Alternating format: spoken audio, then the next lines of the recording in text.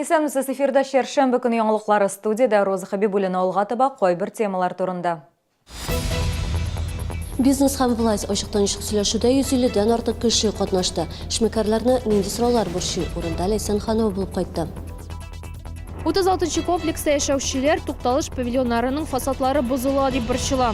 Шәһәрдәшләр зары буенча урынга Мәрьям Файрушина чыкты. Иншаллага Татарстан Дәүләт Советы һәм Мәгариф министрлыгы вәкилләреннән торган эшче төркем килде. Алар 2нче гимназиядә һәм 56нчы балалар бакчасында милли мәгариф торышы белән таныштылар. Бу хакта Римма Султанова.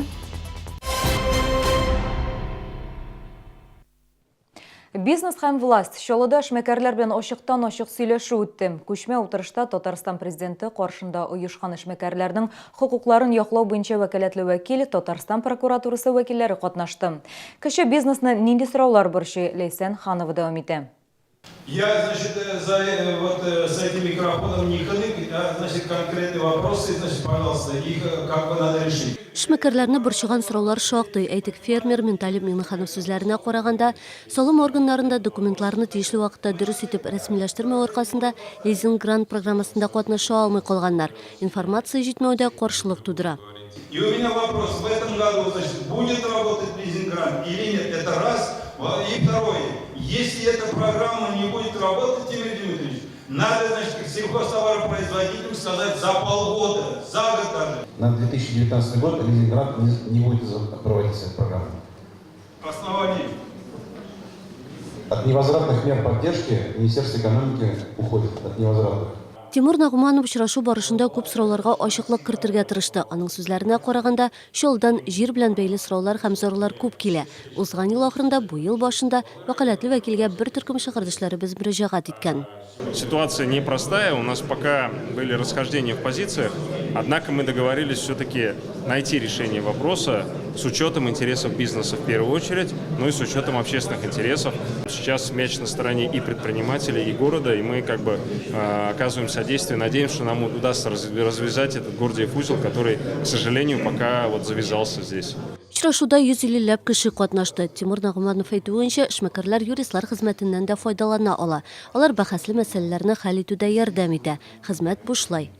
Ләйсән Ханова, Сергей Вильданов, Яңалыклар. Тукталыш павильоннарында махсус куелган мәгълүмат такталары бар. Ни өчен белдерүләрне тиешле урыннарга элмиләр? Безнең телекомпаниягә 36нчы комплекста яшәүче шәһәрдәшебез мөрәҗәгать итте. Аның сүзләренә караганда, Раскольников урамындагы яр буе тукталыш павильонының фасадына 20дән артык реклама белдерүен ябыштырып киткәннәр. Мәрьям Файрушина дәвам итә. Тәскирә Буркеева 36 комплекста яши. Җәй көне биредә юл төзүделәр, тукталыш павильоннарын урнаштырдылар. Хәзер яңгырдан, кардан да ашыкланып була ди ханым. Тик тукталыш павильонының гына төрле белдерүләр белән чуарланып бетүе борчу тудыра ди шәһәрдәш.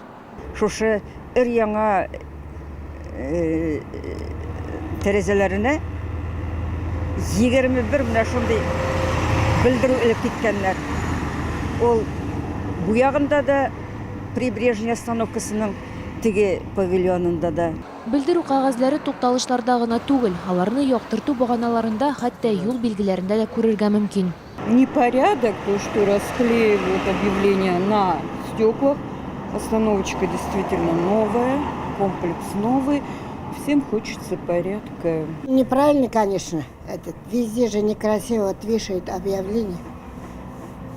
Не нравится. Белдүрдәге адрес буенча шалтыратып карарга булдык. Ни өчен аларны тиеш урынга элмисез дигән сорауга кыска гына җавап бирделәр. Я сама удивлена. Я скажу своим рассказчикам и оштрафую их обязательно. Тиешле булмаган урыннарга игълан илгән өчен административ хукук бузулар кодексы буенча 1000 сумга кадәр штраф каралган. Мондый гамәлләр турында район башкарма комитетларына яки полициянең терәк пунктына хәбәр итәргә мөмкин. Мәрьям Файрушина, Фәнис Ихсанов, Яңалыклар. Чаллыда кескен сулыш юллары һәм грипп йоктыручылар санының яңа артуы күзәтелә. Роспотребнадзор идарәсе мәгълүматларына караганда, атна дәвамында 3000гә якын кеше табибларга мөрәҗәгать иткән. 3 кешегә грипп диагнозы куелган, аларның икесе балалар. Алдагы атна белән чагыштырганда авыручылар саны 3,8%-ка арткан. Табиблар һава торышы үзгәрүчән, бу чорда авыруны кисәтү чараларына җитди игътибар бирергә өнди. Габгади кагыйдәләр турында искәртә. Әйтик, кулларны еш юу, витамин төнәтмәләр эчү, саф һавада еш булу файдага ди белгечләр.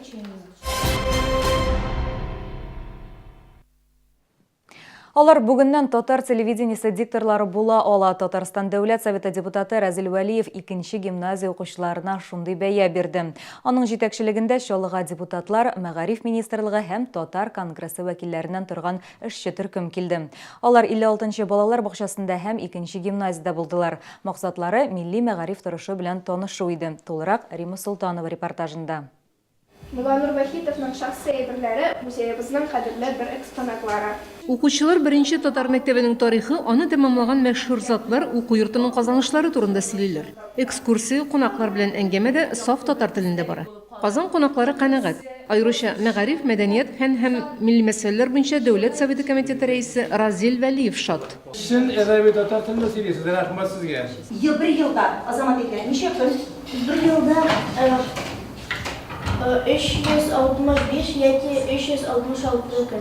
Бусы 4-нче класста математика дәресе, тема вакыт берәмлекләре. Укучылар барлык биремнәрен татарча эшлиләр, хәтта кәбисә ел төшенчәсе дә аларга ят түгел. 2-нче гимназия милли мәгарифның торышы буенча Чаллыда гына түгел, Татарстанда үрнәк мәктәпләрдән. Биредә татар сыйныфлары күп. Аларда укыту тәрбия татар телендә бара. Балалар бакчасында балалар шулай шул хәтта матур татарча шигырьләр сөйләделәр. Вахитов гимназиясында мин шаккатып тордым, аларның дикцияләре төгәл, мөкәммәл булуына күреп шаккаттым. Тутта беренчесен менә бүген Татарстан телевидениесенә алып барып, корреспондент итеп, телевидение алып баручы итеп билгелә. Чаллыда хәзерге вакытта барлыгы 11 милли мәктәп, 23 милли балалар бакчасы эшли. 2 бакча тулысы белән татар бакчасы. Алар татар теле укытучылары белән тәэмин ителгән. Хәзер төп бурыч фәнне укытуны камилләштерү. Шулай булганда татар телендә укырга теләүчеләр саны да артачак. Римма Султанова, Сергей Вильданов, Яңалыклар.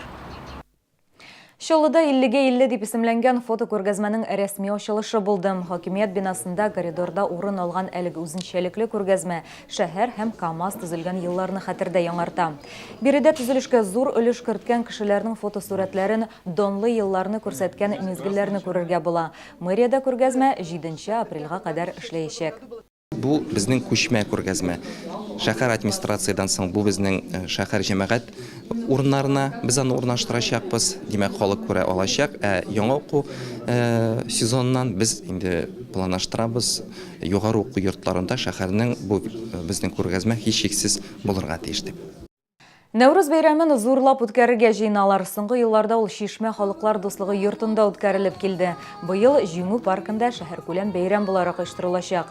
Исегезгә төшерәм, Нәүрүз көн белән төн тигезләшкәнне аңлата. Ул гаиләләр, кешеләр, халыклар арасындагы дуслыкны символлаштыра. Бәйрәм 24 мартта көндезге сәгать 2дә Җиңү паркында узачак. Бәйрәмдә безнең концертный программа. Концертный программада безнең халыклар дуслыгы йортының ансамбльләре катнашачак. Шулай ук безнең таджик һәм үзбек диаспора община безнең халыкны, бәйрәмгә килгән халыкны сыйлаячак плов белән. Бүгенге гамнашылар, мин сезнең белән сау булашам. Иртәгә очрашканга кадәр.